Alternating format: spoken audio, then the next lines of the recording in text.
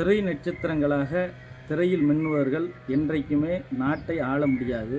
அப்படிப்பட்டவர்கள் பெண்களுக்கு பாதுகாப்பில்லை என்ற ஒற்றை வரியோடு இங்கே இந்த தமிழ்நாட்டு மக்களிடம் தவறான ஒரு பரப்புரையை பரப்புவார்கள் என்றால் தேர்தல் அவர்களுக்கு மிகப்பெரிய ஒரு தவறான தண்டனையை அவர்களுக்கு கொடுக்க இருக்கின்றது. இங்கே தமிழக முதல்வர் அவர்கள் பெண்ணுக்காகவும் பெண் உரிமைக்காகவும் அன்றைய காலத்தில் தலைவர் கலைஞர் அவர்களும் அவருடைய வழிவந்த தளபதி ஸ்டாலின் அவர்களும் இன்று சிறப்பாக பெண்களுக்கான முன்னேற்றத்தை சிறப்பாக செய்து வருகின்றார்கள். பெண்கள் எங்களது பாதுகாப்பாகவே இருக்கின்றார்கள். பெண் குழந்தைகளும் பாதுகாப்பாக இருக்கின்றார்கள். அவர்களுக்குரிய அத்தனை திட்டங்களையும் சிறப்பாகவே எங்களுடைய தலைவர் அவர்கள் செய்து கொண்டிருக்கின்றார்கள்.